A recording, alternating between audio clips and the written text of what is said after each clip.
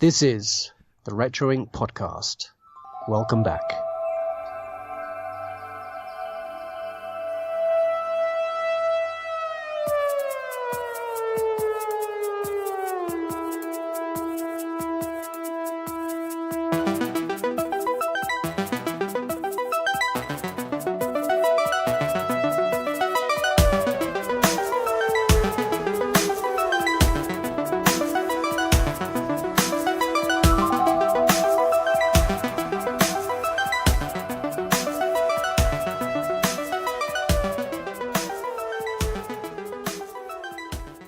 Welcome back to Retro Inc. podcast. I'm dreaming with of a myself white and Mary Andy. Christmas. How are you, mate? And I'm very good, mate. Thank you, yourself.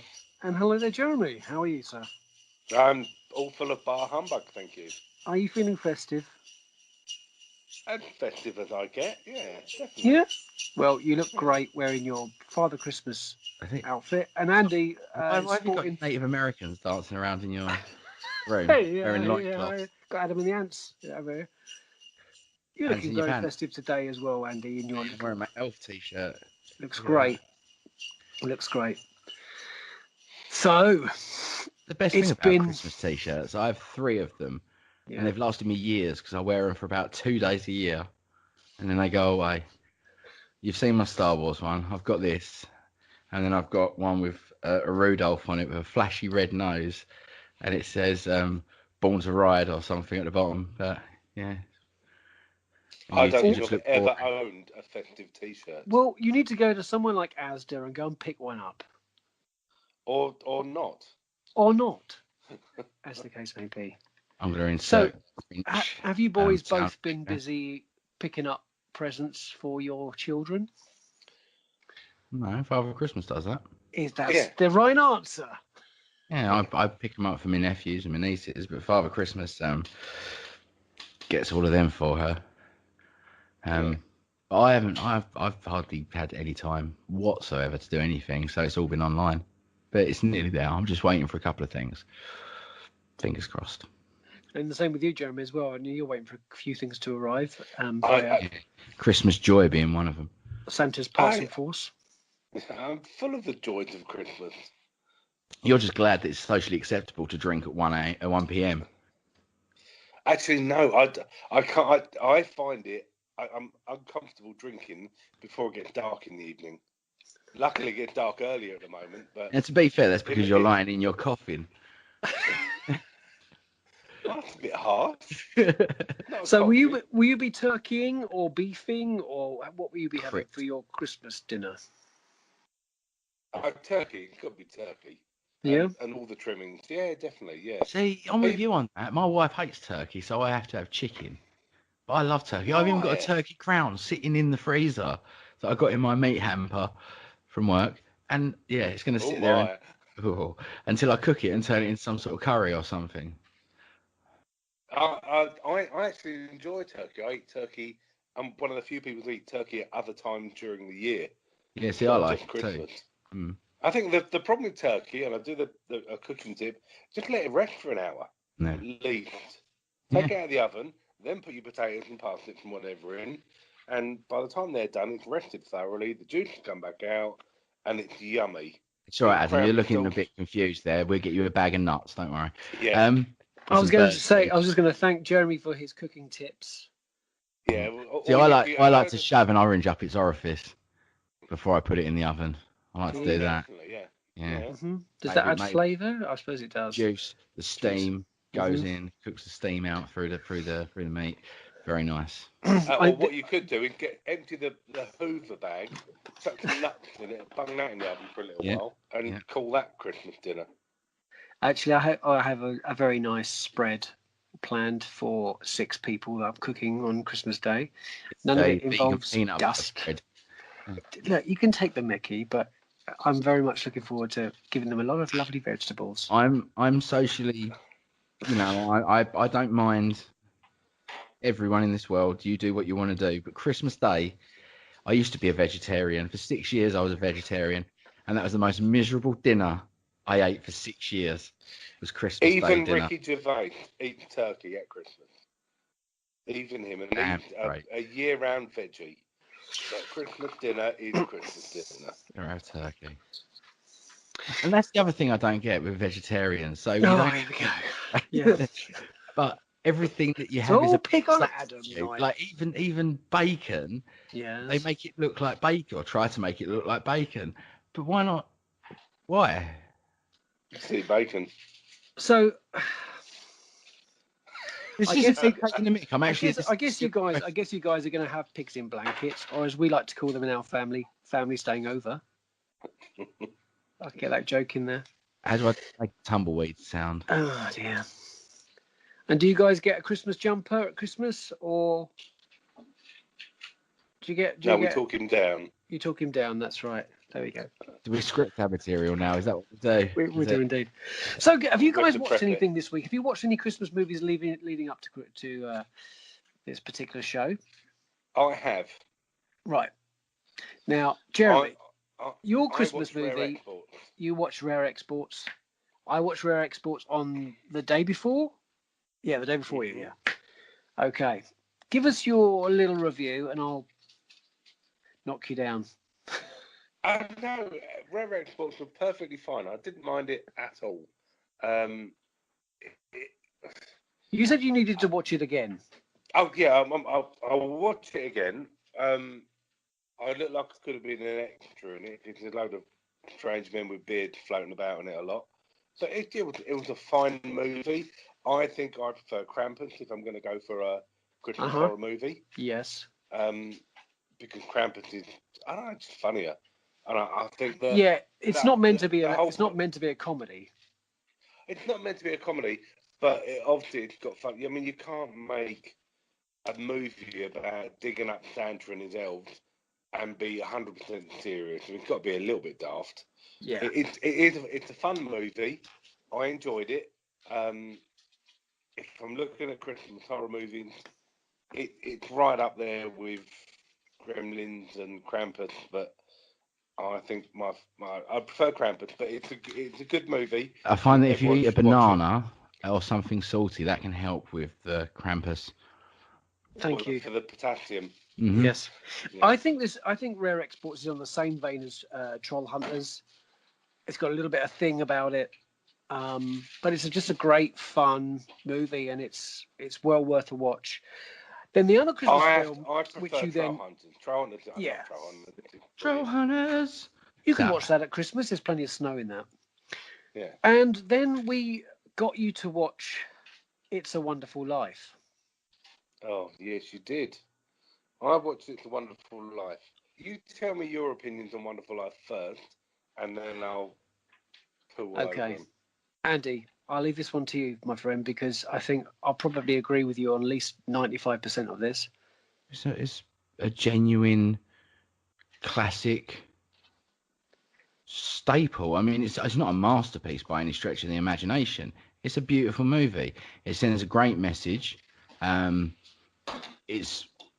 know I hate this term for the time, but it is a brilliant story for the time. And there's an argument I'm going to bring up with Jeremy in a minute when he poo-poos all over it that I'm not going to go into. But I mean, Jimmy Stewart is gold. I absolutely adore that man. I fell in love watching Harvey, and everything ever since James Stewart is just perfection. If I was to sit there and talk about classic actors, he would be one of the first names alongside Cary Grant and David Niven that I thought of. And yeah, it's a brilliant film. It's a beautiful film. It's got a great story, and it's wonderful. Before, there you go. I mean, Jeremy's wrong on this occasion. I think everyone's allowed an opinion. But this he hasn't given his opinion yet. Oh, we all know what it is. It's got Christmas cheer in it. No, it hasn't. So that last scene where he's running through Bedford Falls shouting, "You good old buildings and loan," and everything. That's magical, mate. Right. So there's 4 minutes of Christmas cheer in the entire movie. Well done. Merry Christmas. Do you like Miracle on 34th Street? Yes. It's a bloody courtroom drama. How is that Christmas cheer? It's about courtrooms and the law trying to destroy the magic of Christmas.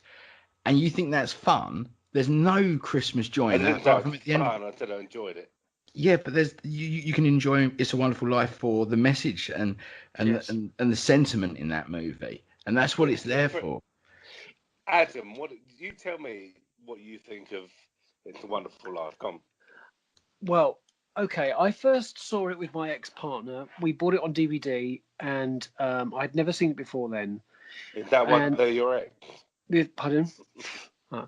And the first thing that I got from it was my children were very little, and there had been times in my life when I had questioned my own sanity and why I was here. And this film really emphasized that what if you weren't here? How would life be without you in the world? And that really rang, a beautiful bell inside me that made me think, you know what, there is a reason for everything. I think it's got a very beautiful spiritual message, and the very harshness of the entry of the film, the way he was as a boy, and how that shopkeeper was horrible to him, and all these bad things that happened, and he questioned his life. I just think that for those 4 minutes of Christmas cheer at the end, it's worth going through the journey with him. And there is no film like it for a Christmas film. It really certainly isn't for kids, that's for sure. I don't think. So I think this is the kind of, if you like, the Blade Runner of the Christmas films. It's one of those very deep, meaningful movies that a lot of Christmas films don't tend to go into. Mm-hmm. Now I'm just trying to remember. Or it delves deeper. It delves a deeper. Lot of them. It does. Most of them are trying to emphasise what I think we see as the modern sensibilities of Christmas, because I'm not a religious man by any nature, and I don't believe you two are either.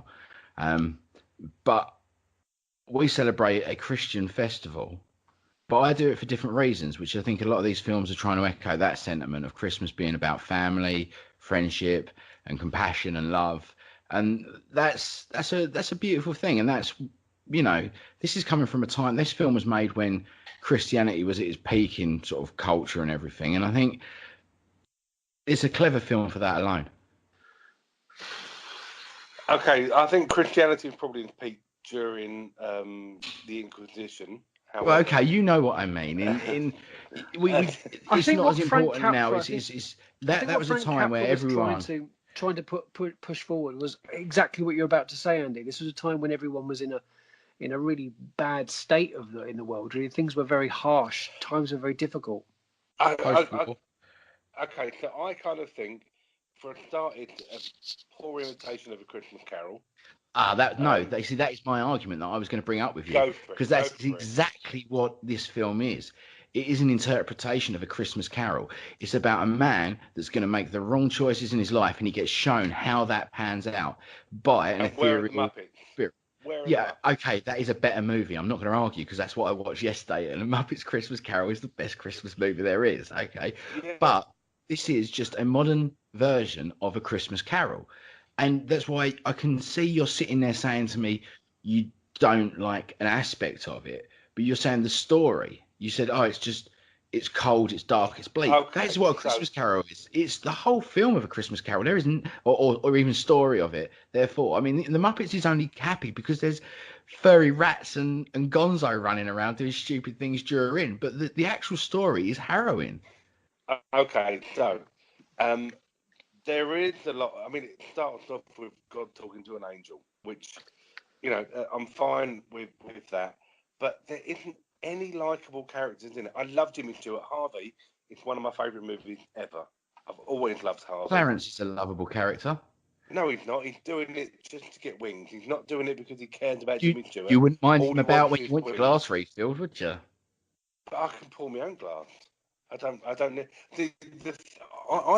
I think I watched it and it felt like an episode of Black Mirror or The Twilight Zone, because James Stewart couldn't leave that town. Every time he tried to leave the town, he couldn't even leave the town for war. He couldn't leave the town for war. He couldn't leave the town on his honeymoon. Have you ever read the Red Dwarf novelisations? No. In Better Than Life, you know the episode Better Than Life where they've got the machine that you can go into that's like VR, but you are integrated. Yeah, you've seen that one. Well, in the books of Red Wolf are very different to the series, and there's one that's called Better Than Life, and the whole book is set in Bedford Falls, and Rimmer is actually so Lister is stuck in there like Jimmy Stewart, and he's actually lost in the game. He's forgotten that he's in Better Than Life. He's like the Matrix. He's been totally immersed into this thing. Every day is Christmas Day, and he is living the most beautiful life that he could have. And this is why he's kind of gone a little bit stir crazy and doesn't ever want to believe that he's alone in deep space, 6 million years away from anyone.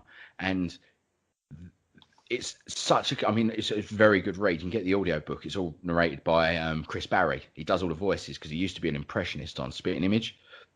And it's a Wonderful Life, but with Red Wolf and Lister living it. But things start to happen, and I think it's Rimmer turns up. Oh no, Lister starts to realise things like, hang on, this isn't right.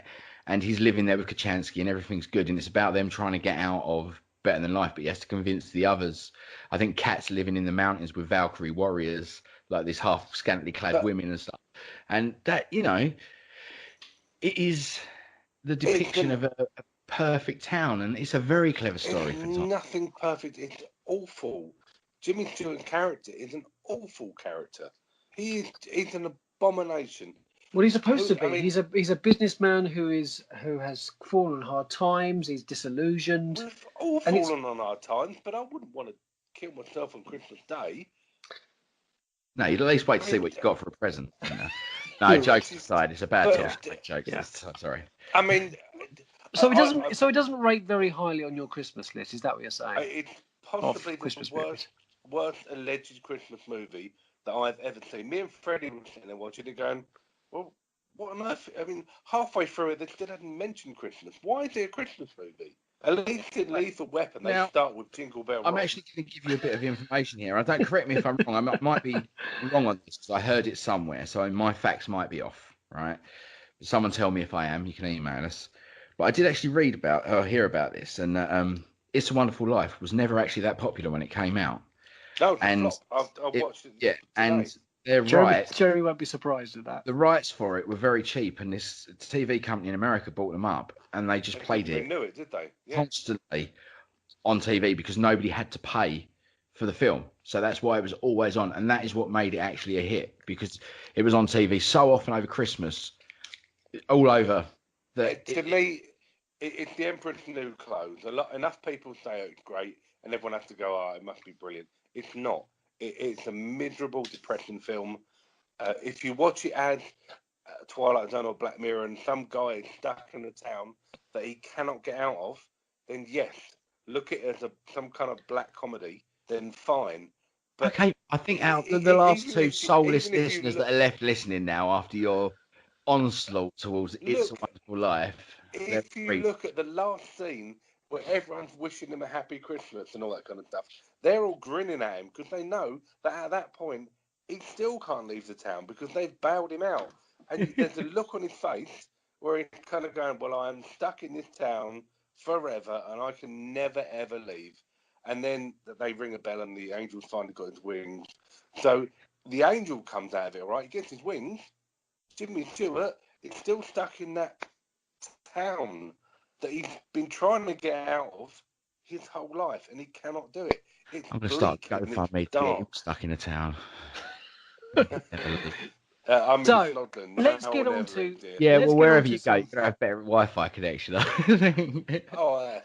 Let's get on to some more positive Christmas films. I'm not saying don't watch It's a Wonderful Life because you take out of it what you will. I took out of it a really black. It was entertaining. I didn't feel Christmassy. I didn't feel uplifted at the end of it. I felt really sorry for Jimmy Stewart because he's stuck in this place. It's an entertaining movie. Is it in my favourite Christmas movie? No, because there's only 3 that I like. Okay. Any more, Jeremy? Is that enough? Is it? You bring the tone down and the spirit. No, I'll stop there. It's fine. It's fine. This could be our first video podcast, and I'm going to have a spiritometer at the side, and when you talk, it's just going to plummet down to nothing. Don't worry, we'll get into all I want to say is just like Elf, we'll all have to start singing Christmas songs to get it back up again. Well, whilst there have been many adaptations of A Christmas Carol, we wanted to feature the Muppet Christmas Carol in this show because this is the first theatrical Muppets film to be produced after the death of Jim Henson. And the first film that had Andy and Jeremy. And despite being adapted from Muppet characters, the musical comedy follows the original story's narrative extremely closely. And Scrooge is played by Michael Caine, with Kermit the Frog as Bob Cratchit, Gonzo as Charles Dickens, and other Muppets filling all the additional roles. Now, guys, where does this rate on your Christmas film list? Number one. Hey, look at that. Yeah. Film buddies. Yeah, I love it, mate. I grew up with this film. I grew up with the Muppets as well. That's probably why I'm a bit furry and have big eyes. But no, I grew up on the Muppets. It was a staple in my childhood. And this film came out, and God knows how many times I've seen it. I even yesterday I was watching it with my daughter, and my wife was sitting on her phone, and I was singing along to all the songs on my own. And it's amazing. See, I resisted the movie. I don't like the Muppets. I'm not a fan of the Muppets at all. But there are 3 versions of A Christmas Carol that I love, and this is the best one. And it's not often just upset that he got fired. Animal got taken over for being just a little bit less furry. I mean, I like the Alice and Tim one. I remember watching that as a kid, which was terrifying. The Bill Murray one is hilarious. Scrooge is brilliant, but nothing to me is more Christmassy and more fun than the Muppet Christmas Carol. Yeah, and Michael Caine. It's the best Michael Caine movie. Yeah. I mean, even better than George IV. One movie that isn't an adaptation of A Christmas Carol is the action thriller film hotly debated in pop culture as whether or not it's a Christmas film at all, and that is, of course, Die Hard. Now, in this, I would say, and certainly in this list of Christmas films, it's definitely a yes, as it takes place on Christmas Eve, and the film follows an off-duty NYPD officer in John McClane, and he thwarts a heist by Hans Gruber. And while you know, if you were debating whether this is a Christmas film or not, let's just look at these couple of points here. Number one, McClane has flown to LA to see his kids for Christmas on Christmas Eve, and to reconcile with his wife called Holly because it's Christmas. The terrorists choose to attack on that date because it's the last date before Christmas that the vault is open. So, how do you view and how do you rate, and what do you think of this movie, guys? I'll let you go first, Jeremy. I enjoyed Die Hard. Die Hard is a great fun movie. I saw it in the cinema, and all the other movies are pretty awful. Bruce Willis is fantastic. It's a Christmas movie because it's on at Christmas and it's based at Christmas. However, you could watch it any time during the year, couldn't you? But if you compare it to Lethal Weapon, which doesn't get a list as a Christmas movie, starts and ends with a Christmas song. It starts and ends with a Christmas song. There's Christmas decorations. They buy Christmas trees and they give each other Christmas presents. Lethal Weapon is by far more of a Christmas movie than Die Hard. Doesn't Die Hard start with Let It Snow as well? Yeah, so. Yeah, but the thing is, fundamentally, at the end of the day, Die Hard is a Christmas movie. Now, you tell me, aside from the age rating of the movie, what's the difference between Kevin McAllister and John McClane? Kevin McAllister doesn't actually kill anyone. Well, have you seen the Mythbuster thing on YouTube that you can see? They do all the pranks that he does on them, and the paint cans in the face literally smash their skulls in. Yeah, it would have killed people, but it's a movie, so he doesn't. And I'd much rather watch Die Hard than that. But that's down to age rated. Home Alone. No, right, okay, yeah. But my point is, there is no difference between those movies apart from age rating. They are almost an invasion movie. Yeah, but if Kevin McAllister killed people with a pot of paint straight away, the movie's half as long. Yeah. There'd need to be like loads of Yeah, but my point European terrorists is invading. between the age rating of two guys attacking a kid in a house, there is a bunch of guys attacking John McClane in a tower block. And just because the age rating, there's no actual physical gore or blood or violence or gunshots. Well, actually, there is gunshots in it, but essentially at the core, they're like reading, an adult Harry Potter and a kid's Harry Potter book. They're the same thing. Let's be honest. If you went to a movie studio and go, look, what we're going to do, we're going to have two people attacking a kid in the house, or a load of terrorists attacking Bruce Willis in the house. You'd think that the two people attacking the kid in the house is probably going to have a higher rating than the Bruce Willis one. Exactly. But my point is, at the core, they are essentially the same story arc. They say, what's it, 7 different types of story there are. Then they are a similar thing. And like you say, it's set at Christmas. It starts with Christmas music. It's his wife's Christmas party. It's snowing. It's a Christmas movie. There is no snowing. It's in LA. It's hot. Oh no, it's the second one. It's the second one. Yeah, it's okay. But still, it is a Christmas movie, and that's the long and short of it. Just because it's got a different subject material than Father Christmas or an Elf, or it's a Christmas movie. Everyone would say Home Alone is a Christmas movie, but the only reason why is because it's set at Christmas. If that was set in the summer in his house and his parents had gone on their summer vacation, it wouldn't be a Christmas movie, would it? Mm. On the subject of vacation, National Lampoon's Christmas Vacation, the 1989 Christmas comedy film, is often labelled as a modern classic, showing viewers a dysfunctional family Christmas with the Griswolds. From yearly bonus woes to twinkle light troubles, this film is outlandish and entertaining every year, and the film also boasts a lot of big name actors such as Chevy Chase, Juliette Lewis, Randy Quaid, and Julia Dreyfus. I think this is probably the funniest Christmas movie of all of them, personally. Elf is the funniest Christmas movie. Okay, Bad Santa.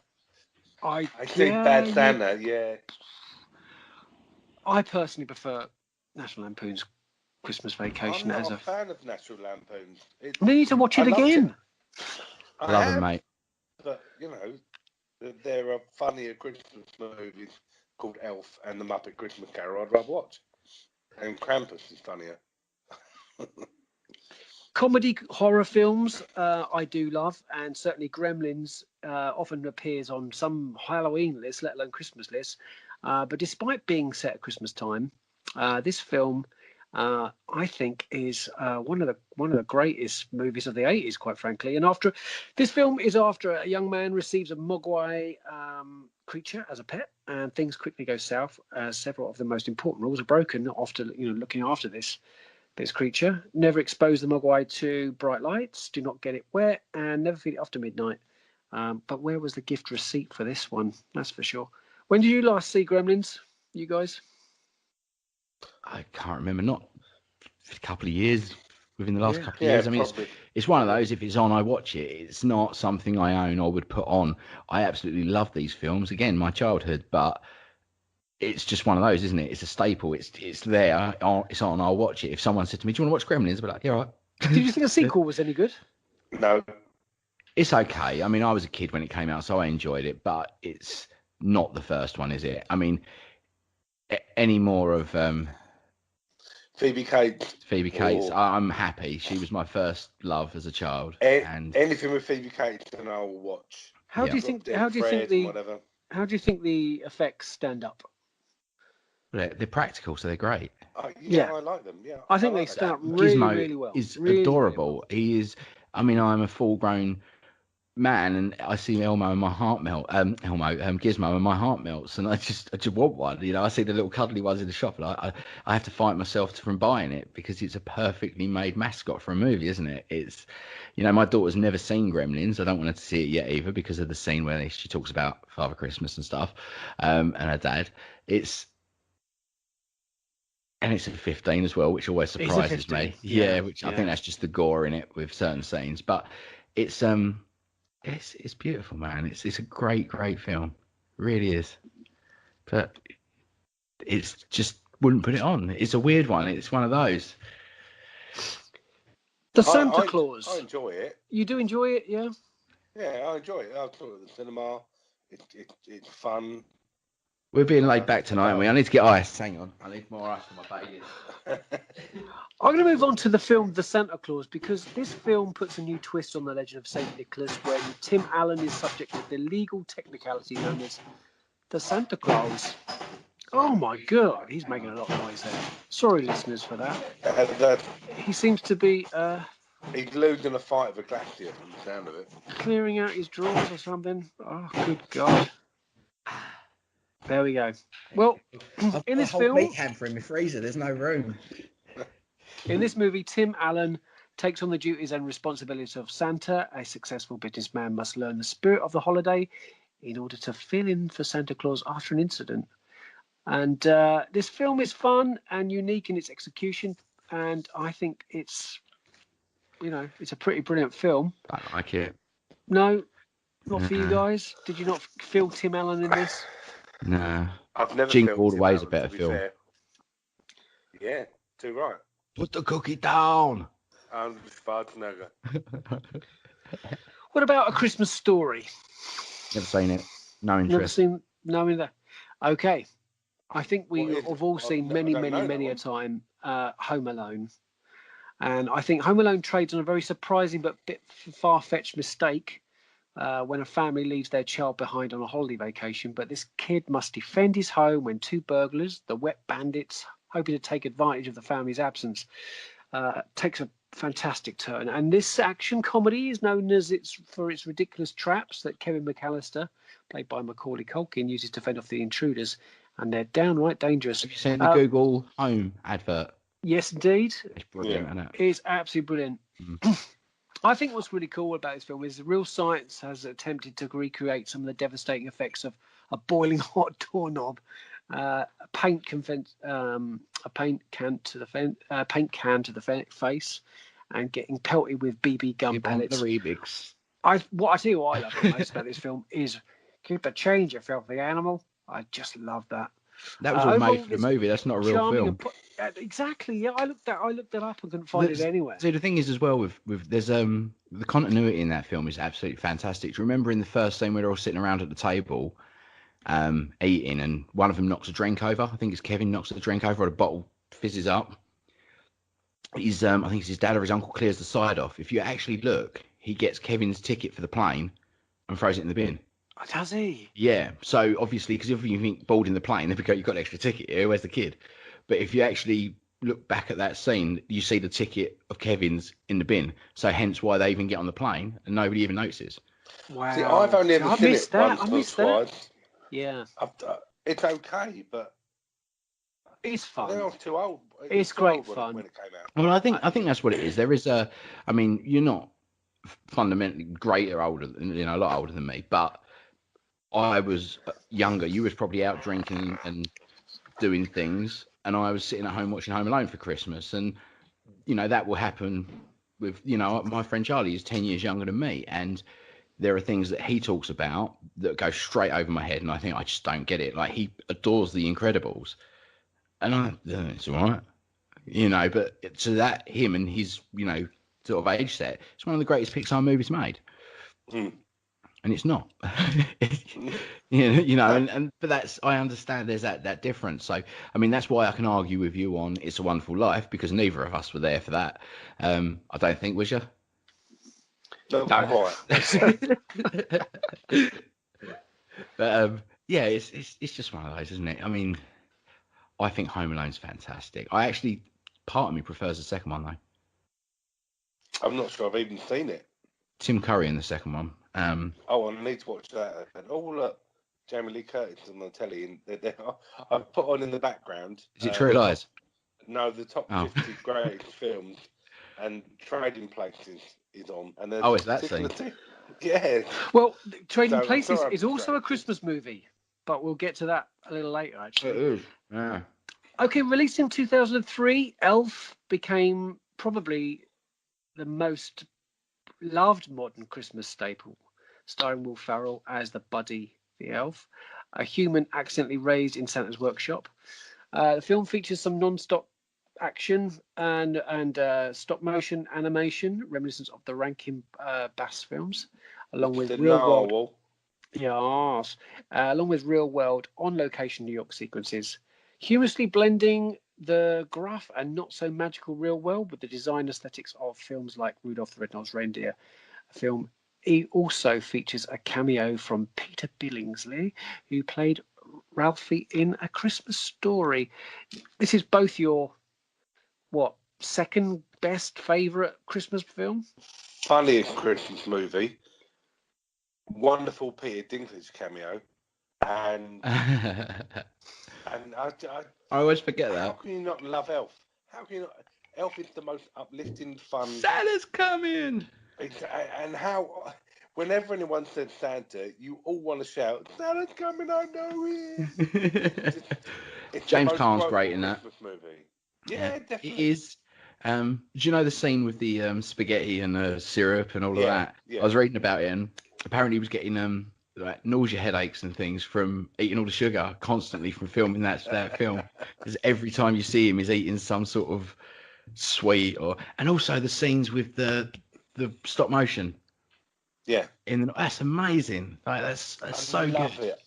I thought love actually stop motion movie anyway. something that reminded me when I was watching Christmas Chronicle, that shift in tone with the elves when they turned up. It felt like that in Elf. Now that's not a bad thing because I like that. It makes it a little bit more whimsical in a way. That whole scene with the narwhal and the snowman, I loved it. It's a great movie. I don't think there's a more uplifting Christmas movie. Obviously, I've seen It's a Wonderful Life, but Elf is the most uplifting, wonderful, fun Christmas movie you can possibly get, and it's just silly fun. And how can you not love it? Even I love it, and I'm a Grinch, but I love that movie. If you weren't particularly keen on It's a Wonderful Life, Jeremy, have you seen Miracle on 34th Street? I from have. the 1947. I've seen that and the Richard Attenborough one. Andy. Yeah. Andy's laughing. Yeah, sorry, I'm taking photos of myself, and I just sent one to Charlie, and I just realised I got this top, and I said I've sent you an Elfie. Oh, very funny. Miracle on 34th Street is rated for a lot of websites as probably the greatest Christmas film of all time. I saw it a long time ago. I must say it is iconic and heartwarming, but not one of my faves. The Snowman. Okay. The Snowman. Come on, we've got to talk about the Snowman. It's only 30 minutes long, but and it's that's just 29 minutes too long. Yeah, I'm not a fan, mate, either. Well, it was based upon a picture book, and the Snowman is entirely dialogue-free, save for the live-action intro, which is tacked onto some versions, which bizarrely features David Bowie. It features a beautiful tale it does not. It features a beautiful tale of a snowman coming to life and taking his creator, a young boy, to meet Father Christmas. The music tells everything you need to know about this trademark, I'm Walking in the Air. The tune tugs at your heartstrings, and it's helped along by paint effect animation that gives its very distinctive look. The ending as the sun comes up is perfectly pitched and utterly heartbreaking. Its most Christmassy moment has got to be the snowman takes flight for the first time, and then Ali Jones starts belting out. It's not Ali Jones. Not Ali Jones. He did the single, didn't he? But not in the film. Yeah.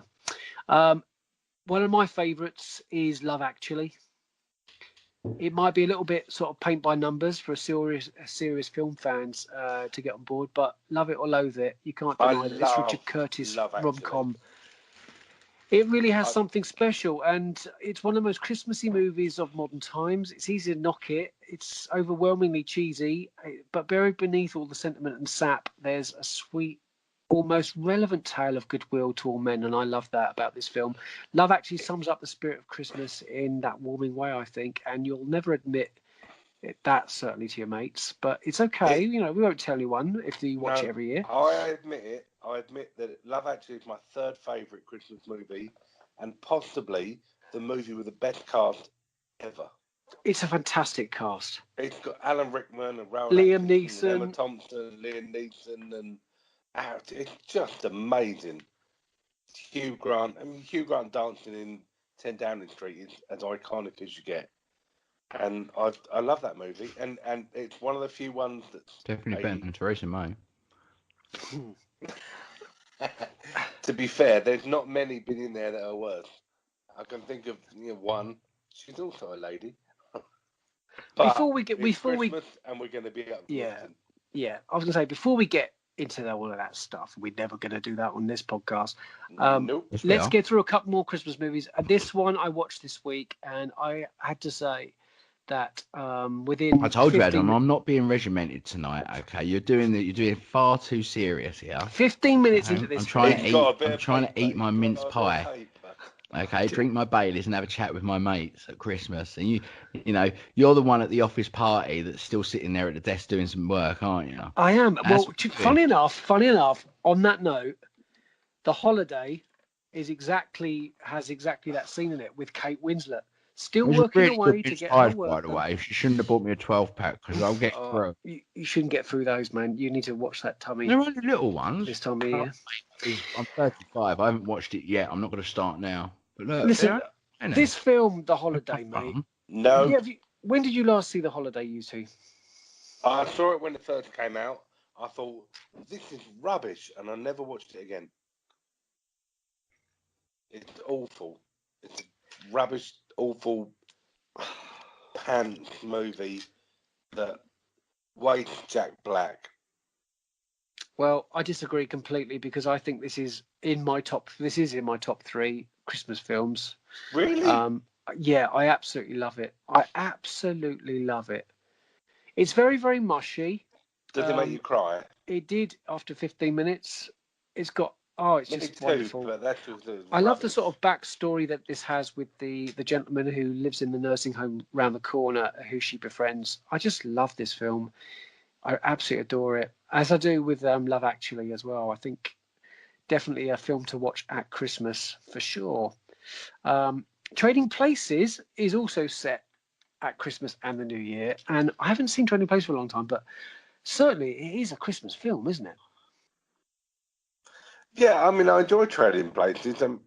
Eddie Murphy tends to be really funny. Dan Aykroyd, you can't go wrong with Dan Aykroyd. But okay, if you slap his mama. Oh yeah, you won't like that. Well, I'm not sure his mama's still around, so you'd be hard pushed.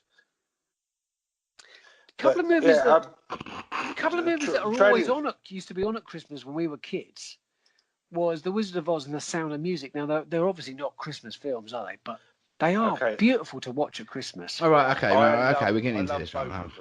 You're making me do stuff.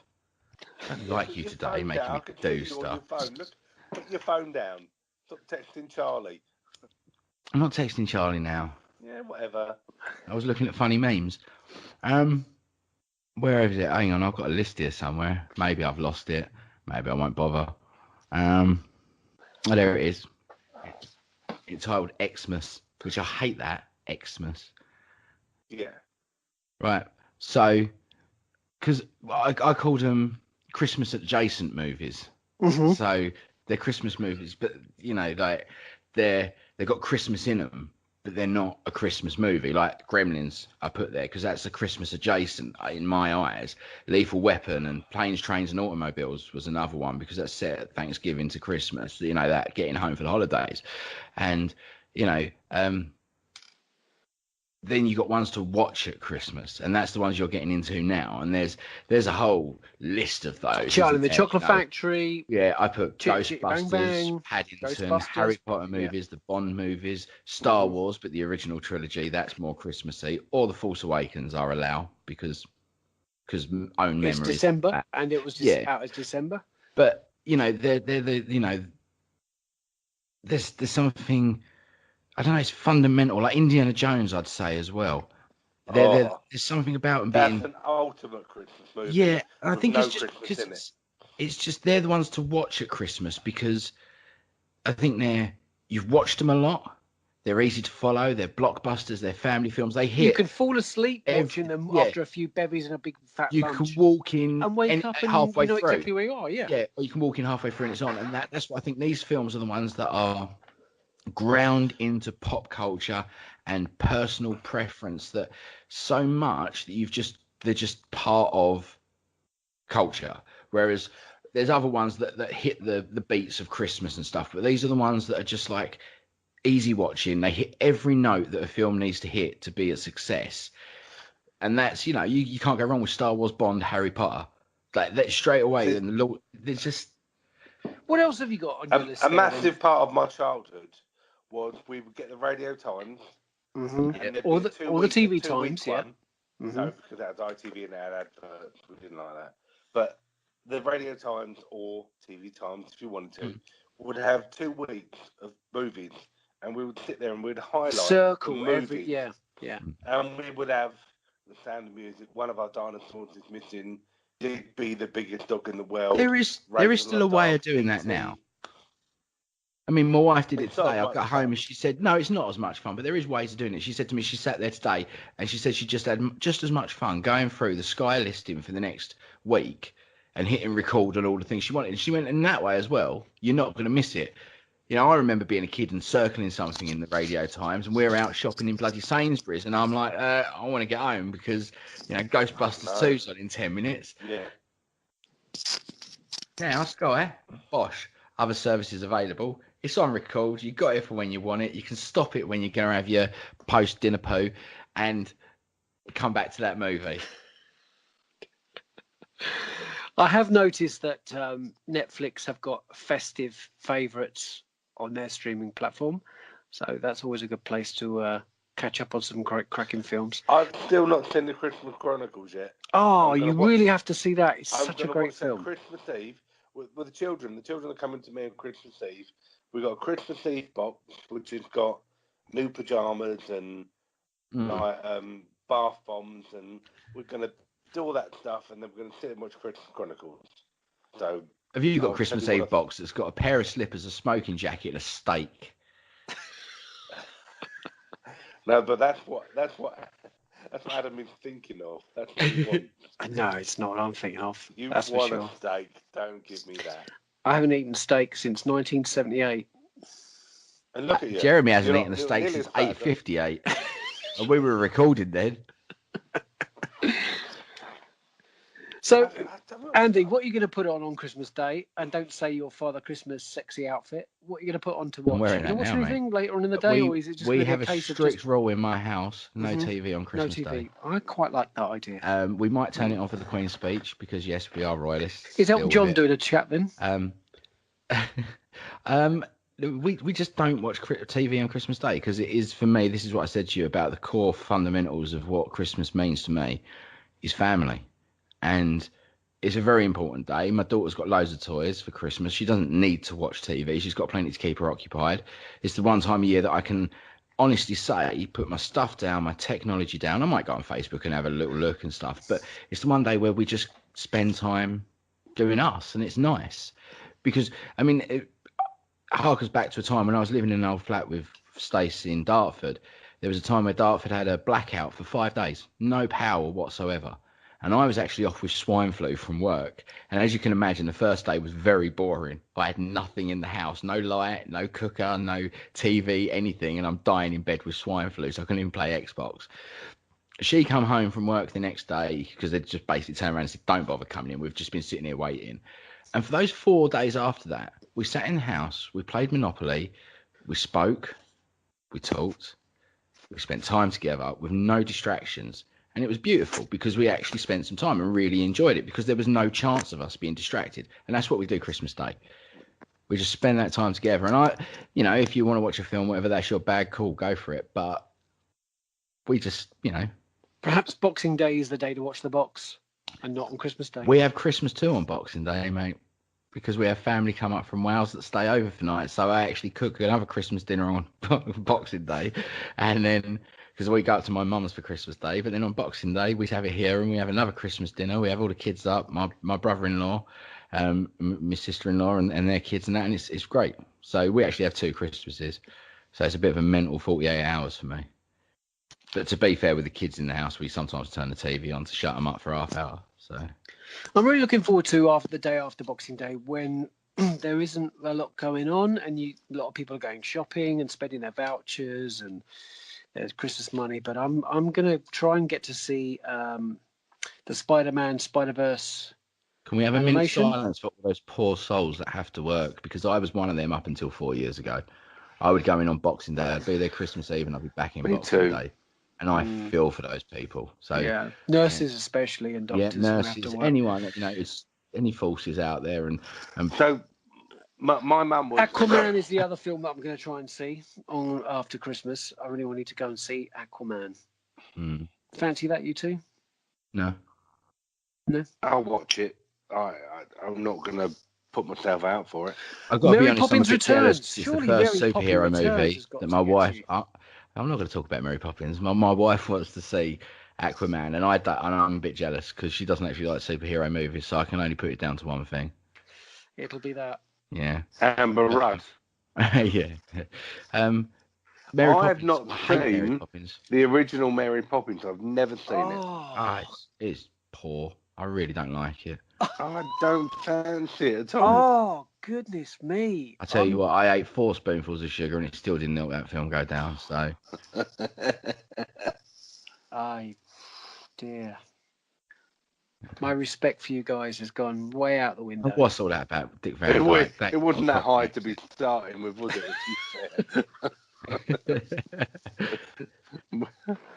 Can we have a break? I need to have a break.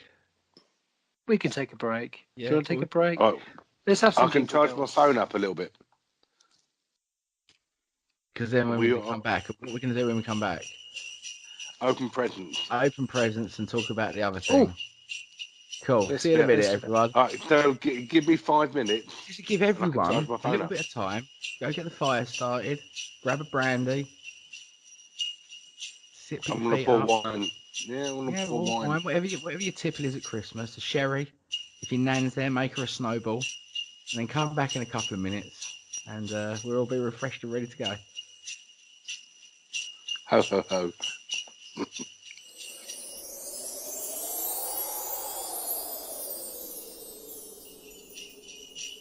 Here's those sleigh bells ringing and jing jing because it's the with you. And we're back after a little wee break. So last week, or this week rather, I should say, Jeremy and I received something in the post from a very kind, considerate, and lovely guy, Andy. Well, thank you very much, mate, for this. Right. Okay. So you're welcome. Because I was thinking about this. I thought. Have you got your parcel there, Jeremy? I wanted you to. I do indeed. Yeah, I wanted to send you something because I know we all do this because we enjoy doing it. But when I first sort of started this and I was thinking about it, and you jumped on board, Adam, I thought, I don't know. I knew you, but not that well, right? And I thought, I don't know how far this will go. And now we're getting some of the best figures we've had in a while, and you're here every week more often than I am. You're talking about stats, not 3 guys figures. Yeah. Well, Jeremy's looking quite lovely, and so are you actually, and so am I. Maybe we have got good figures, but it was one of those when, and then Jeremy came on. I think, you guys put in all this effort and this work every week. You do, even though I know you laughed, Jeremy, and you said about, what effort, I just turn up. But you do it. And it was kind of like, it's just a little gift. It's some fun little things that are kind of prudent and that to this show in a way. Oh, I can't wait to open this. So should I do mine first and then you, Jeremy? Do yours first. Yeah, do them together because they should be pretty much identical apart from one thing in there. Now, Jeremy, I don't know if you've probably one of the things. It's probably because different size pants that you bought us. But if you have, I'm sure you can read. Okay, so mine is now open. My box. Oh, here we go. It's this air bubbly bag stuff. Yeah, I just get a box of peanuts. Oh my god, mate. So should I start with the little things first? I'm going to go in. So I've got a pack. I'm struggling. Got a pack of rainbow drops. Oh, I've got a pack of blackjacks. New and improved blackjacks. Okay. I've got some cartoonies. Mini biscuits filled with milk chocolate. Oh, wonderful. Love them. None of these are vegan. Oh my God, some fun snacks. Most of them are vegetarian. See, there you go. See, there's a lovely little retro toy. That's a great thing. Thank you very much. Oh, some love hearts. Thank you very much. I'm going to be high as a kite after sucking on these things. A drumstick. Oh my. I've overread it. Oh, fantastic. A little Folky Wolf 190A4 plane. So I've got a little polystyrene plane, which that'd be great fun to play with. Oh, a little lolly. Curly Whirly. We spoke about them, didn't we? Yeah. Oh, how small are they now, though? That's quite a good size.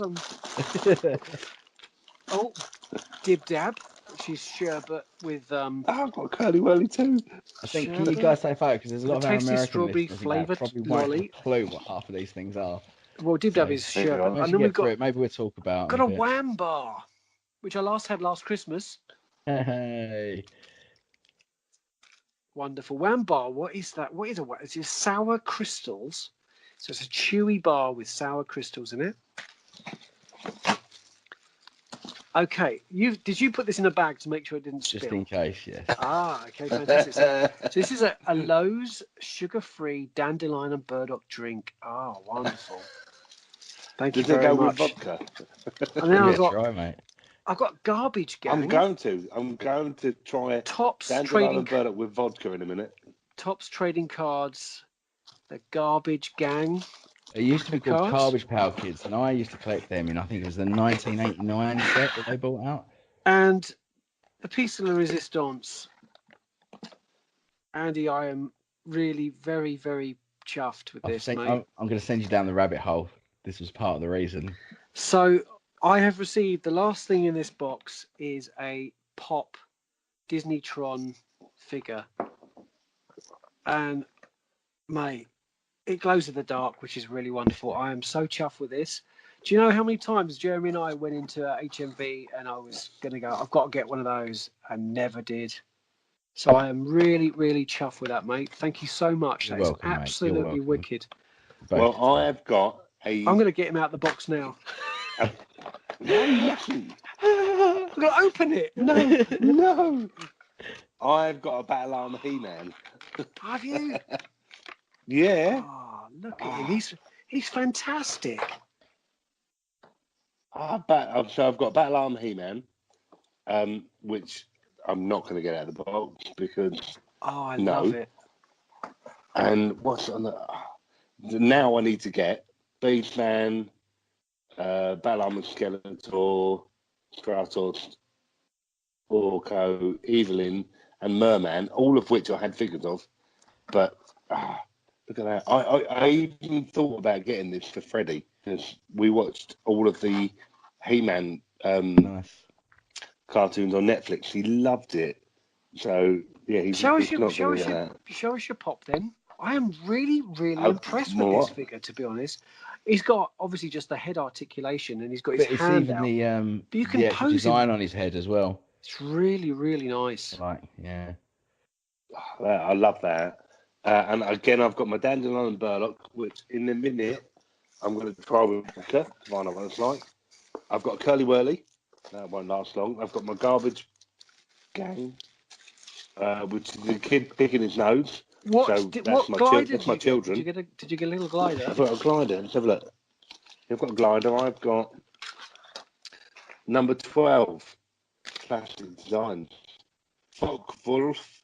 You got a Folky Wolf as well. Yeah, Fok Wolf. I can't knock a Fok Wolf. And then I've got cartoonies, which I've never had a cartoonie. I've never had. I used to have them all the time when I was a kid, and they've just brought them back out. These are fantastic. Dib Dab. Well, I can't. I love a Dib Dab. My children are not seeing these because they'll steal them. Rainbow Drops. Oh, look. Fun Snaps. Now, Fun Snaps are the little bangers you chuck on the floor and they bang. I actually got both my children these their stocking because they're just so much fun. They are fun, aren't they? I love them. My wife has the habit though of putting one in her hand and just smacking me in the back of the head with it. I've got a wham bar. I've got a drumstick. Oh, the drumsticks. I've got love hearts, and I think that's particularly poignant. Thank you. They're all mine. Blackjacks. I've done the blackjack for years. New and improved. Our overseas listeners, blackjacks are a classic British sweet that they're licorice, aren't they? Like aniseed flavour. Yeah, they are. They turn your mouth black. You got two for really half a p when I was young. When you get half p sweets, you get two. You could get blackjacks and fruit salads.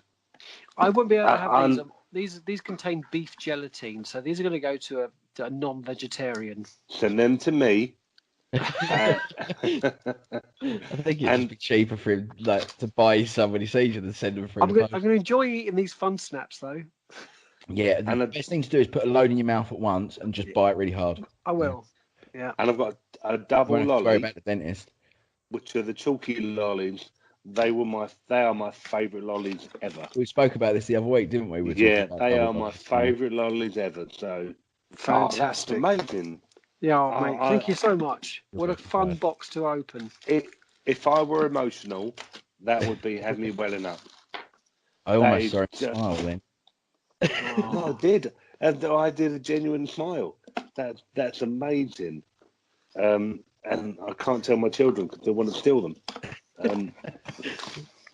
Curly. I've not had a curly whirly for donkey's years. And if anyone could tell me why it's donkey's years. I got a bit excited there. So excited, he dropped it all. I've got to say that I've only bought 2 pops in the past, and I gave both of them away to Jeremy's kids, BB-8 and the Boba Fett. Yeah. But I've got to say that if I was going to get them, Star Wars ones wouldn't really be the ones I would. I'm pretty much, I like my figures, and I've not really enjoyed them, but I really absolutely love his figure. It's very cool. I know you said you've got the other ones coming, and I thought, well, if he's going to go down this rabbit hole, I'm gonna push him into it. Start it. I've got one here. Hey. Another little parcel, which is not from Andy, but it is a pop. Funko Pop, and it's a Prince one, funny enough, and so I now have 2 in my collection.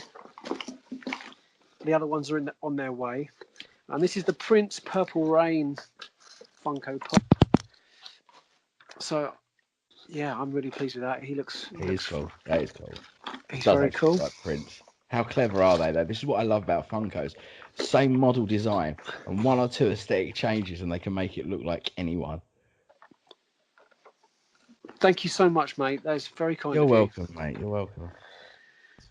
Oh, these are honestly amazing. I'm going to take a picture of it. Hang on. Yeah, please though.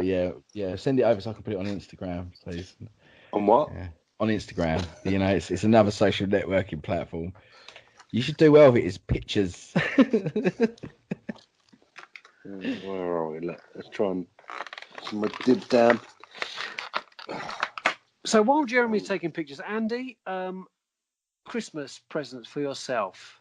What are you hoping for, and what have you asked for? Well, I know what I'm getting, to be honest with you, mate, because I chose it. But I'm getting a new microphone, pop shield, and boom arms. So, yeah, that's what I'm getting, and that's what I wanted.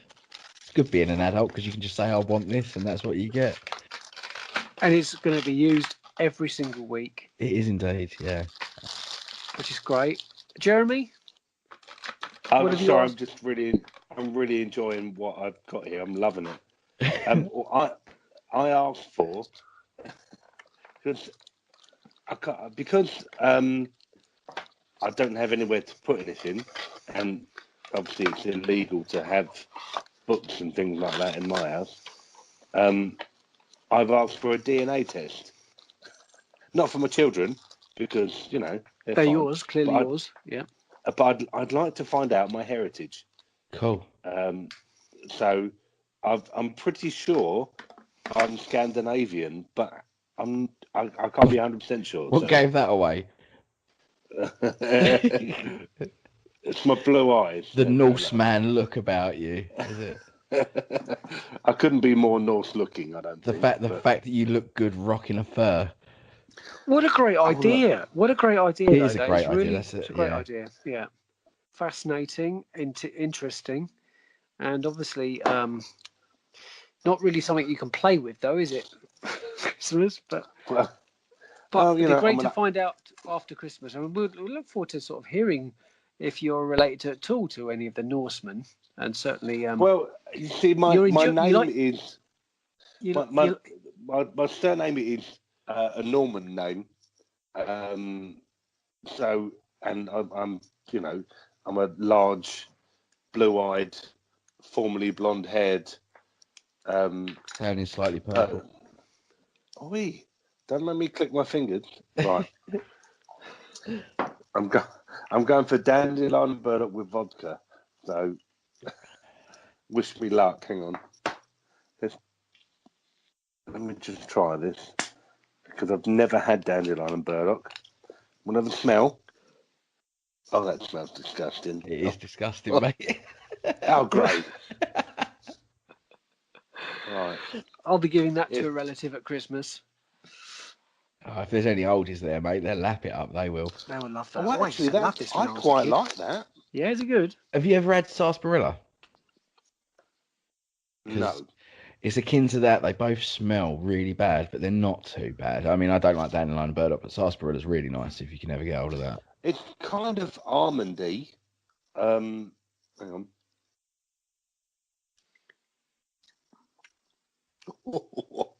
Maybe I need more dandelion and burdock and less vodka. But yeah, to be fair, that did just look like vodka that you poured in your mouth then.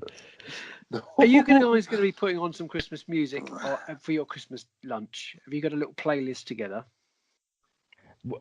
These days, mate, it's just Alexa, play some Christmas music. But then, to be fair, we have this thing at work where Michael Bublé's Christmas album is key to Christmas. And that will go on the first day that we start doing Christmas. We'll put Bublé on. Now, mostly it's because one of the other fellas there absolutely detests him and kicks right off every time it's on. So it's just done. I've put it on in July before just to wind him up. But Bublé is a staple in our house. But with the kids about, it's always something a little bit more fun. I agree. I think his Christmas album is really, really good. I've got a Rat Pack. Christmas when I was young, collection, which is really good. I think the Phil Spector album is a must-have. You can buy a really great box set which has got all of the Phil Spector works on it, including the second disc, which is the Christmas tracks. Frank Sinatra's Christmas album is wonderful, as is Elvis's Christmas LP is brilliant. Hey Elvis. But your all-time favourite Christmas song? Well, when I was young, at Christmas, my parents would dig out an LP, and it would have Bing Crosby and the Crooners and all that kind of stuff. But I can't listen to it these days because both my parents have, died. Yeah. And it makes me sad. Yeah. I still can't listen to it. I get that. I understand that. But Christmas songs. I mean, I like Band Aid. Fairy Tale of New York. Fairy Tale of New York is one of the greatest Christmas songs ever written. But Last Christmas. I just think with Christmas songs, it's a weird thing. It just depends on the mood because there's so many different tones for them, isn't there? You got your funky upbeat ones, and you've got your nice chill Christmas songs, and you've got nice swing ones with Bublé and that. And I quite like the cheeky ones that aren't really about Christmas. The E17. Yes. In the video, you put on a Parker. This year's Christmas #1. We built this city on sausage rolls, and I actually. Oh, you're joking! It's Lad Baby. I like it because I think the two of them are very endearing. I really like them. They are couple goals to the maximum because they are. Yeah. They seem like a lovely couple, and the things he does. I know some of it's scripted, etc., but it's fun and it's harmless and it's enjoyable, and I think it's just really cute, and I'd rather that got to #1. Someone having fun, and it's for charity as well. And I just think I'd rather that than someone isn't from it X a Factor. food bank? Yeah, it's a homeless or food bank, so you have to look up the facts for it. Oh, But that's a great cause. it is a great cause, and I think I'd rather that than X Factor or Ariana Grande or something for Christmas #1. So it's a bit of fun, something that's for a good cause, and it's actually quite sweet as well, because there's sort of the line in the song about writing his wife a Christmas song because she likes them, and what more could she ask more than a Christmas #1? And I think that's really that's nice. Yeah. Mm-hmm. So, what would be your top 3 Christmas songs then? Both of you. For me, Dean Martin's "Let It Snow." Okay, I can't listen to that. It made me cry. It's mostly those type of crooner stuff, to be honest. And I think one song which was re-released before Christmas, and then they added a video that made it very Christmassy, is "The Power of Love" by Frankie Goes to Hollywood. It has it has the true meaning of what Christmas is about family and the power of love. And it's vampires. Well, no, it's not about vampires. Well, yeah, I'll keep the vampires from your door. Protect you from the hooded claw. Well, he's obviously a That's fan right. of... His next favourite Christmas song is Gary Jules' "Mad World." It's not that, but it is. It is certainly I used to live video next to was this very woman, Christmassy. right, and that's for the year that came out. And her and her other half, they used to row all the time. And I kid you not, one night they rowed. She put that song on 50 odd times on the trot. The loudest. I nearly burnt the house down with myself in it. I hear that now, and it's just, oh no. It's not a Christmas song. I like the Erasure one because all it's got is like Christmas bells in it, and you go, oh yeah, there's Christmas. You know, I like, and the Stop the Cavalry, I like that one. Yeah, I really and like that. One as well. line in it. One line in it. We should be home for Christmas, and that's it. But then that becomes a Christmas song. Yeah, it's pretty much though. I find with them because growing up, you've got your classic Christmas song, your Wizard, your Slade, your Elton John "Step Into Christmas," which is one of my favourites because it's pure fun funk like Elton John. But then Darkness came out with their "Don't Let the Bells," and I hated that song when it came out. I thought, what are they trying? No. And you know what? It has grown on me so much that now, to me, it is a classic Christmas song. It's brilliant. Do you know why they made that song? No. So that they can get Ring Piece Lots of money. Bell's End in Christmas. Honestly, if you listen to it, just don't let the bells end. Yeah. And just let them ring peace. All they wanted to do was get stupid things into a Christmas song, and everyone's like, "Ah, brilliant!" And they don't realise that they're singing about ring peace and bells end. Goodness me, brilliant! I love "Silver Bells" by Bing Crosby. I love that track, and I think it's Frank platinum now. What has? It's Platinum Bells. Really? Oh. See, I like Last Christmas because I like Wham. To be fair. Yeah. Who doesn't? I like Last Christmas. I like Band Aid, and I would have to say Fairy Tale in New York because I hated Fairy Tale in New York when it came out. It was awful. Oh, I think that also Last Christmas by Wham is the best-selling song ever not to get to #1 because every year they released it, Band Aid came out. So it's the best-selling Christmas and never gets it #1. I did post on the Retro Inc. Facebook page the income that a lot of these artists have received over the years, or certainly what they receive every year. And Mariah Carey, I think, actually receives the most. Yeah. From her song. But those 3 notes, those chimes at the start of that song, you could hear them and you know instantly. Straight away it's just 3 chime notes, and it's.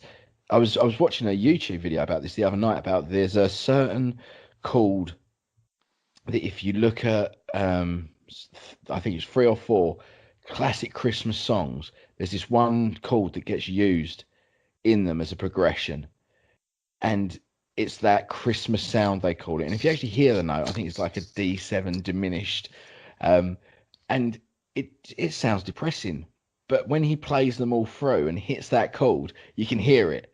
It's that movement in it that, and Mariah Carey's got it in All I Want for Christmas, and there's 3 or 4 others that are big songs for Christmas that all have this same chord in I think there. this is probably why the ones that have been the biggest hits and the ones that get the most played probably have that sacred chord in it, that sacred note, Yeah. those notes in it, because it just works.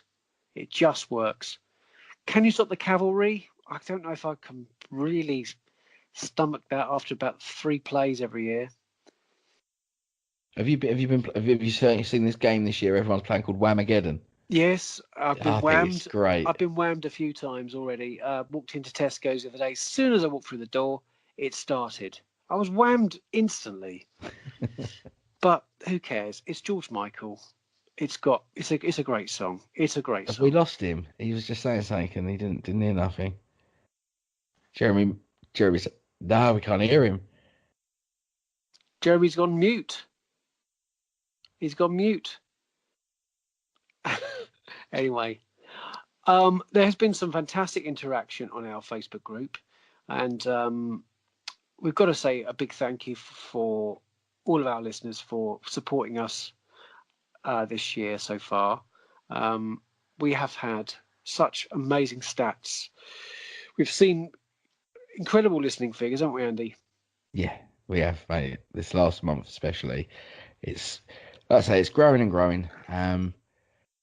I hope clearly people are enjoying what we do, and this year coming, we've got some plans and things that we want to get into motion that can build this little Retro Inc. podcast up into something a little bit bigger, a bit more interactive, and cover a bit more ground as well. There's a few things we want to do next year. I mean, all will become apparent when and where we get the green light and the go ahead and the chances to do it. But you know, we started this 7 months ago, and we was talking statistics before we started tonight, and you just see this exponential leap over the last couple of months, and that's down to, like you say, these people that tune in every week and listen to us for some reason. 2 idiots and someone that actually knows what they're doing. We've got a little competition. We've lost you, Jeremy. Listeners. We can't hear you. You know that, right? We can't hear him. He's gone on mute on us. Andy, do you want to talk about the competition that we've got for our listeners? I don't know anything about it. We need Jeremy. He's the one who set it up. Well, am I here? Yeah, you're there now. There you go. All right, there we go. Look. So we're talking about the competition, Jeremy, and for our listeners and our Facebook group members, and the question. So, right, basically, we're going to have a little competition here, and it is for a T-shirt, isn't it, Jeremy? T-shirt supplied by Last Exit to Nowhere. Yeah, who I messaged and they said, yeah, we'll send you a T-shirt. Sorry, who's it by? Sorry, we cut out a little bit there. Last Exit to Nowhere, which is a fantastic website selling the most incredible retro T-shirts. If you're really into your movies and TV, it's a must go website to buy fantastic merch. It's really cool. I've got several pieces from them, as you have as well, Jeremy, haven't you? Yeah, definitely. Yeah. So they've been kind enough to give us something, and we're going to do a little giveaway, aren't we? So what we're going to do is we're going to have a pinned post on Facebook that Adam's going to kindly put up for us, and there's going to be a question, and the question is, Clark Griswold from National Lampoon's Christmas Vacation, he's planning on his Christmas bonus from his company, and he puts a down payment, an advance payment, to do something. And unfortunately, he gets presented with a Jelly of the Month Club membership instead. What is it that he puts his payment on? There's the question. So go to our Facebook page. These two didn't know. And no, I didn't know. And that question was kindly sent in by one of our listeners who is exempt from the competition. So go to our Facebook page, our Facebook group, Retro Inc. Facebook group, and post your answer there. We'll be posting the question. You put your answer there, and then in a future episode, we will be announcing the winner. We'll use Andy's Alexa to pick the winner. A random number we'll choose, and good luck to those winners. And you could be able to get a T-shirt from Last Exit to Nowhere. We'll give you all the details on how to receive that T-shirt once you have won. Both guys, I've got to wish you both an extremely Merry Christmas and New Year. This podcast will drop actually into your podcatcher on Christmas Day. So It will. a little gift from us. I just want to put on the end here. Obviously, but we're wrapping up, aren't we? But obviously, so if you're listening to this and it's Christmas Day and you're alone and you're feeling a little bit distant from the world and everything else and a little bit down, you can go onto Twitter and use the hashtag for join in, hashtag join in. And it's a nice little thing they do every year where people will get together and support each other during some more somber times of the year when it should be a bit more jovial. Because I think it is important, that, to be honest with you, because it is, like I say, it is about family and friends and stuff. And sometimes it may not even be because of your situation. You might literally just be alone at Christmas because of reasons. And, that I can't think of anything that I wouldn't want to be on Christmas Day. I'd want to be with the ones I love. I have to say, I don't really have much in the way of family and friends. So most of my family and friends are on Twitter. And the people that talk to me on Twitter, thank you very much, because you make my year, not just my Christmas, everything. It's just the internet. It can be a bizarre thing. It can be awful. It can be terrible. This was what I was going to say. But also, the amazing people I've met through this and Twitter and Facebook and things, you kind of make my year. It's incredible, and thank you all. I wouldn't have met Adam and Andy, who are incredible and wonderful people, if I hadn't been on the internet and talk Star Wars and echo my sentiments exactly, mate. That's what I was going to say. It can be whatever you make it, the internet, things like Twitter and that. If you fall down that rabbit hole of darkness, you're going to stay there. But if you actually broaden those horizons, I mean, look at Facebook. The reason we sit here now is because of a Facebook group. And, that's why I think something like joining is very important, because people don't realise the friendships and stuff that can be made through social media. All we ever hear is the negative, but there is a lot of positive out there. There's a huge amount of negativity in and around the Star Wars community. Yes, because you're here, mate. But TSW, Talk Star Wars, Tumbling Saber, those groups, those podcasts have connected people across the globe, and the Commonwealth. If you can get into those podcasts and join those groups, you're in a very safe family environment where there's a lot of fun, and you're not alone with your nerdom and your geekdom, and it's a fantastic place. And they brought us guys together. More importantly, people who wouldn't normally socialise because we're awkward and we are. And there is also another issue. We don't like people, but there is another thing. The older you get, the harder it is to make friends. I mean, me and my wife were having this discussion a couple of years ago, because I kind of have, my one or two select group of friends, and there's nobody really else. And she was like, you need to get out more, get to talk to people. I said, I can't just walk into the shopping centre, walk up to some guy looking at a DVD and go, do you want to be my friend? I'm not 6, right? If I do that, I'll probably get escorted out of the mall or taken away. And I think that's a sad thing that you can't do that, to be honest with you, because, I'm sure if I walked into a video game shop, there's a lot of people in there that I'd probably get on with. It sucks not being a kid, but that's what Facebook and stuff is great for, because I think if us three were standing there at, say, Comic-Con or, Sci-Fi by the Sea, we might say, all right, if we didn't know each other, or laugh about something that we're looking at. But I wouldn't suddenly go, do you want to go for a drink over there? Do you want to go grab a hot dog? It's not something you do, but that's why social media is good, because you can break down for people that like us that are slightly socially awkward. You can break down those barriers because it's all behind a keyboard. And when you start to get to know people, that's when you can build those friendships. You can build it slowly, and it's a hard thing the older you get, making friends. I think some of the best friends I've ever made are probably on the internet. With you, for some of you guys, Cam girls don't count, sure. Oh, really? Oh, they're only doing it for your money. My money. Yeah, No, that's all. They take my money. I thought I was special. I've got a new friend. Special man. I've got a new friend today. Thanks, Andy, for Tron. You're welcome, mate. He's in the back in the box. He might come to bed with me later, so he can glow in the dark. But you're right, guys. You're right, guys. Completely right. It's been a very strange couple of years when you start listening to a podcast and they mention a Facebook page or a Facebook group, and you start joining in, and the same people start commenting time and time again. There's interaction. There was us being sentimental, and now he's going in for some self-promotion here. This is disgusting. You're going to mention our podcast group, aren't you? Now, it's not about that right now. It's about friends and fun. It's been incredible. If people can't see his face, he just gives up. He just can't take it.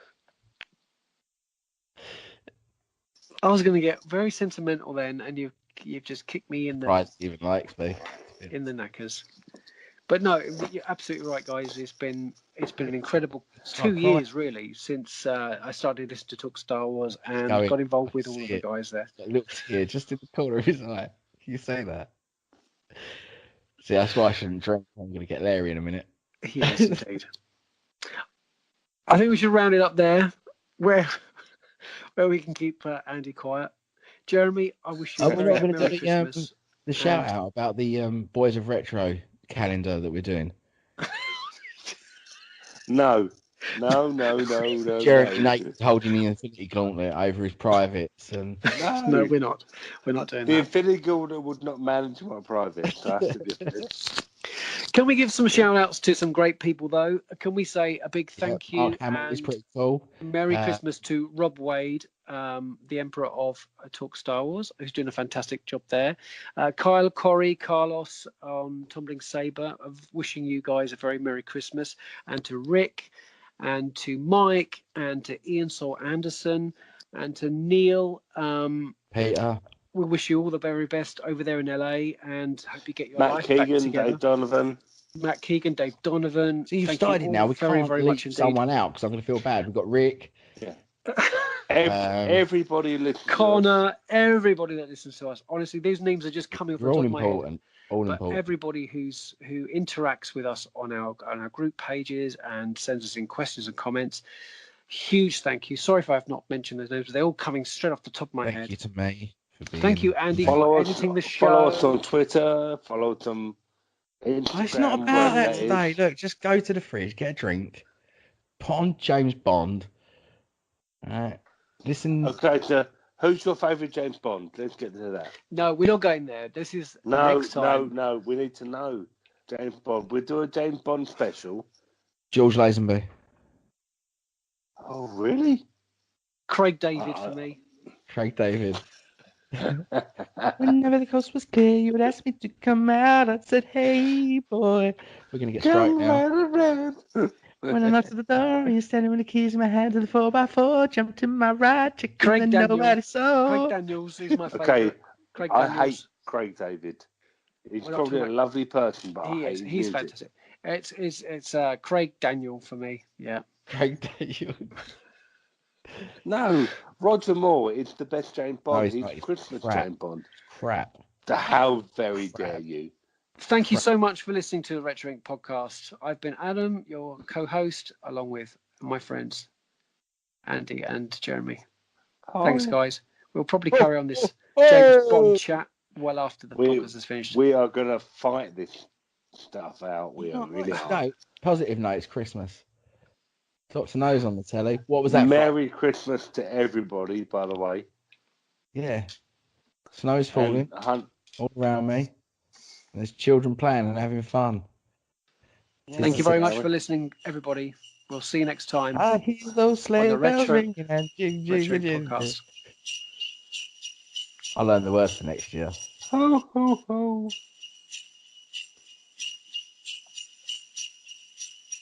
When are we stopping? Are we stop now? That was it. He just likes the jingle bells. There was a space there. We can cut that. No, I'm leaving all of this in. I am leaving it in. Time code that. You can't leave it in because